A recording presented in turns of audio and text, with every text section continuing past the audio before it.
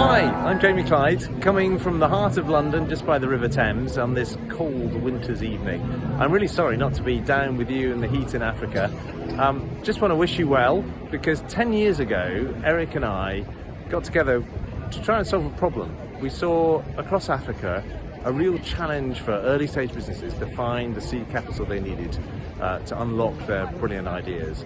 So we pulled together an event in Joburg with the help of Ross Douglas and Kwibli Labashang at the Joburg Art Fair, where investors from around the world come together to look at fine art. And what a better place where all these investors are together to divert them from looking at beautiful art to beautiful art of business. And at the end of the day, I pulled together a couple of the investors, and I remember speaking to one in particular who was incredibly enthusiastic about the day, saying that he'd got an awful lot out of it. And I said, well, which of the businesses are you looking to invest in? And his face changed and he said, none of them. I can't invest. I know nothing about this stuff, which is a bit disappointing and very reflective of the state of the investment market at that time. But despite it, we got a couple of deals away.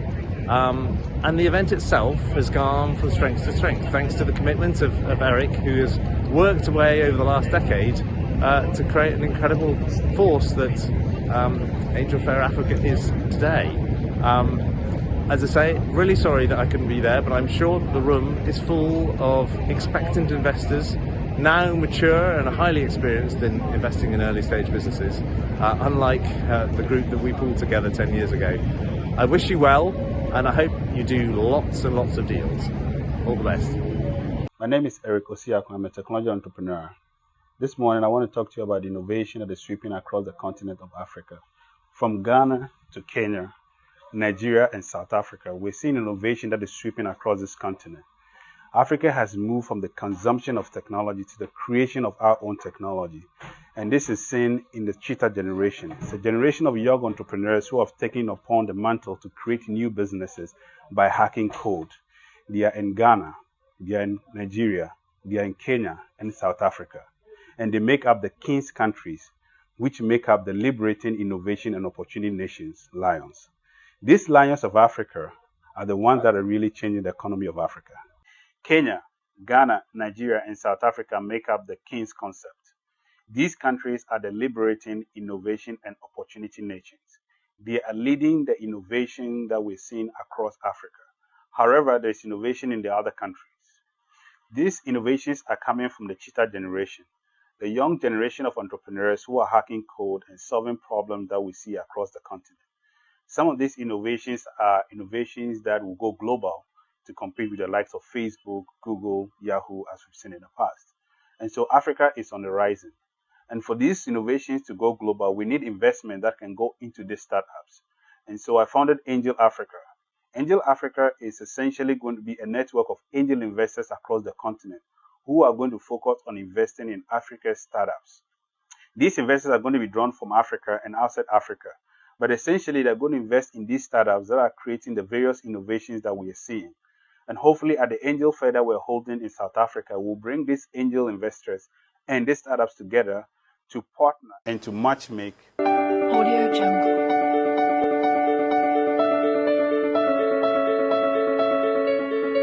Hi, welcome to Angel Fair Africa. My name is Larissa Bowen Dodu, and we're here at the event. We're getting ready to step in. Here with me is Filippo. Nice to meet you, Filippo. What are your expectations for today's event, and what are you looking forward to seeing? Yeah, definitely. That's nice to meet you as well. I'm basically here just to explore and see some young talent here in Accra and in Africa, and what kind of potential there is. It's an exciting time of our era, and I think Africa has a lot of potential. So just here to explore, meet a lot of young entrepreneurs, seeing what they have to say, what kind of ideas they have. So just here to network a lot and get to meet as many people as possible in this region. I'm actually interested into seeing what everyone's going to be pitching out there, what businesses they're going to put forward, and also, most importantly for my sake, I'm interested to see how they pitch.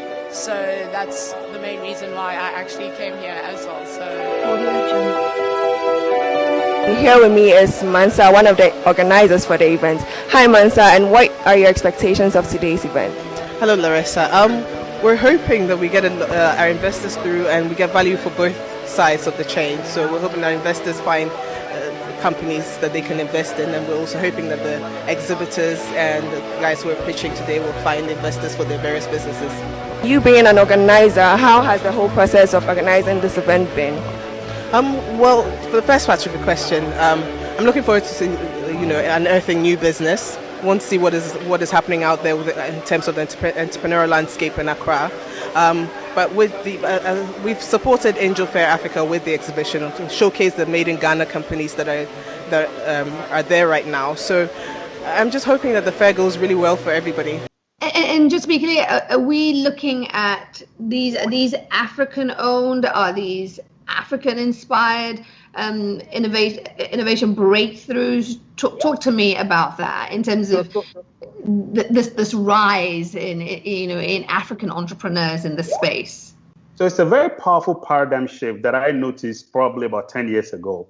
And there are a couple of factors that were responsible for that. The first is the availability of broadband. And the fact that the youthful population in Africa took to technology and took to mobile. And suddenly they believed in themselves and believed that they could actually create the next Facebook or Google from Africa. For me, that was a very powerful paradigm shift. And it's a function of getting access to technology and realizing that you can actually build your own technology and not necessarily be on the consumption side of the equation. So I believe that the millennials of Africa have actually realized that they could be on the production side of the equation, and technology is the entry because it's all about software. It's all about brain power. It's all about the ability to imagine and then being able to program what you imagine. And guess what? Because there's a lot of challenges in Africa, that becomes the bedrock for innovation because necessity is the mother of invention.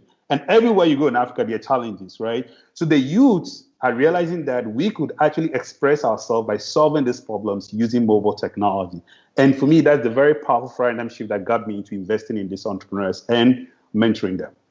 It's such an important message and story to get out there, that we are creating, that Africa's youth are leading the way and they are reshaping the trajectory of the continent.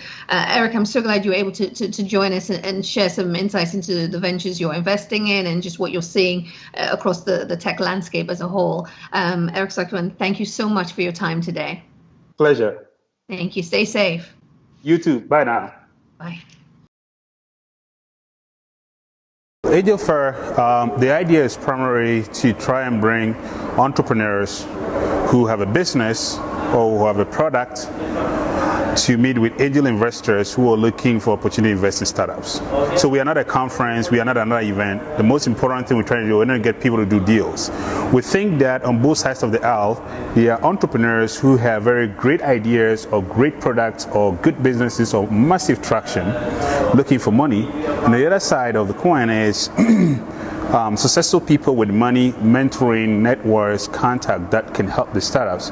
What is missing is a platform that brings the two of them together to do deals, and that's what we're trying to achieve. So, how many of those have you done so far? We've done two. We did the first one in Joburg last year, September, in collaboration with the FMB Joburg Art Fair. Some deals came out of that. And then this year we've done another one in Lagos, Nigeria, in collaboration with the Lagos Angel Network and Africa Venture Capital Association. And essentially that was a very successful event that built on the success that we had here in Joburg. And there's a lot of buzz. We've not yet seen any deals out of it, but there's a lot of negotiation going on. As you know, something may happen. May happen, but it takes time. But the most important thing was there's good energy in the room, people connected, a lot of people like the startups. Some of the investors that came, not only Angel, we also had some VCs and private equity guys because we had the Africa Venture Capital Association meeting happening the day after. And so some of them were there and they really liked the fact that they could now have some visibility into early stage deals which could be in the long term become dealful for them. So that was really good. What could you say about angel investors? What's the typical African angel investor, if there is such a thing? Well, the first. Well, some people do angel investing out of family connections. So somebody wants to start something and then somebody helps. Yeah, some form of angel investing, right? So somebody's helping someone. And then there are people who actively do this and they are a little bit more involved in the business, right? So sometimes majority of this is informal, but we see a lot of it also in the formal sector. So typically people I've seen ranging for someone who just gives money, and probably it's in a family, friends, and food category. So maybe because he knows this person, and think that is good. A number of them have come back from the diaspora, haven't they? Exactly. A lot of them are returnees from the diaspora who are coming back. Again, as you know, remittances are a big part of inflows into Africa.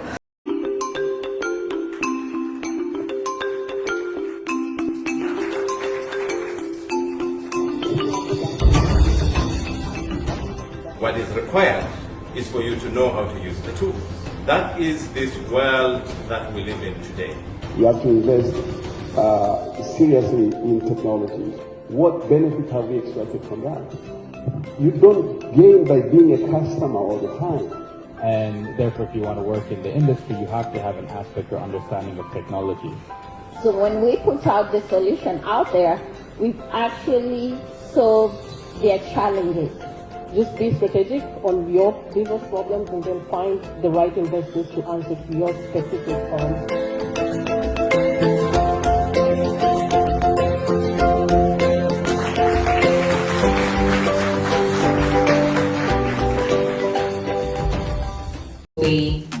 One of a kind because Kenya leads the kings in the digital economy, and it's a room full of intelligent people, but in case anybody has forgotten kings, there's Kenya, Ivory Coast, Nigeria, Ghana, and South Africa. Africa has a lot.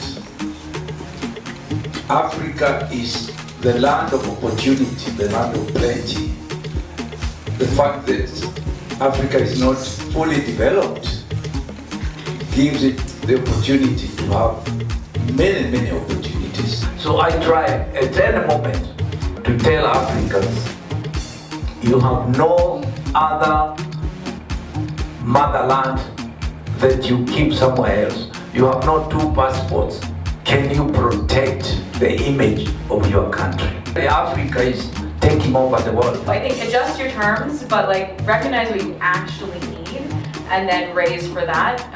I know that it's not always the case. We under-raised, but we still ask for 3 times what we actually needed, knowing that we're going to be cut somewhere. So make sure you ask for enough. I was just going to add to the comment regarding getting the right angel who has the competence in your market and your industry. We also shared an investor, Joe Bashero, and he was an angel investor in Amati, my company, and he gave us cash, and we could check it on us once every 3 or 4 months. And it wasn't the kind of pressure that we got from our other foreign investors, whom were more aggressive with the ROI compared to someone like Joe, who said, look, I understand the market, I get what you're trying to do. But do it first. Exactly. I get what you're trying to do, and just make sure you don't lose my money. That pressure alone makes sure that you don't lose the cash. And you also, before you invest as an angel investor, surely you should have done some basic research on the caliber of individual you're investing in. Do they have a decent moral compass? And hopefully points in the right direction. Encouraging words, Eric Osiakwan is my name, and I'm co-founder of Angel Africa. Angel Africa is a network of angel investors across the continent. This morning I want to tell you about the lions of Africa's kings. The economists have said that Africa is rising. The 21st century is the century where Africa is going to emerge as a leading continent in the world. We're seeing innovation from different parts of Africa, and this innovation is coming from the Liberating Innovation Opportunity Nations, Lions. Lions are the countries that are leading the innovation that we're seeing. They are Kenya, Nigeria, Ghana, South Africa, and Senegal. I call this the Lions of Africa's Kings. These countries are leading the innovation that we're seeing. And the generation that is leading this innovation is the younger generation of entrepreneurs. George Aite calls them the cheetah generation. They're the generation that are innovating in technology, science, and other sectors of Africa's economy.